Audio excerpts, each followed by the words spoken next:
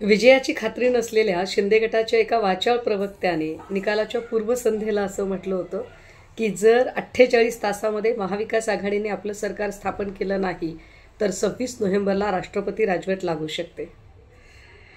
त्या शिंदे गटाचा सत्तेतला दावा तर संपला। सिंगल लार्जेस्ट पार्टी म्हणून आता भारतीय जनता पार्टीचा मुख्यमंत्री मात्र अजूनही ठरत नाहीये। आज असं कळतंय की मुख्यमंत्री पदाचा शपथविधी हा 5 डिसेंबरला होईल, पण या निमित्ताने 2 प्रश्न निर्माण होतात।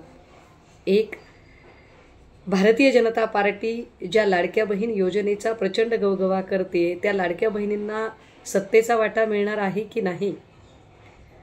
लाडक्या बहिणी 1500 मध्ये आणि अख्खी तिजोरी लाडक्या भावाच्या हातात, असं किती दिवस चालणार आहे?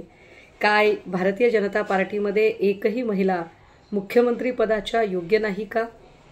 आणि दुसरा प्रश्न जो अत्यंत महत्त्वाचा आहे तो असा की जर 5 डिसेंबरला सरकारचा शपथविधी होणार असेल तर काळजीवाहू मुख्यमंत्र्यांनीही आता राजीनामा दिलेला आहे, मग हे राज्य 5 तारखेपर्यंत कोणाच्या भरोश्यावर चालणार आहे?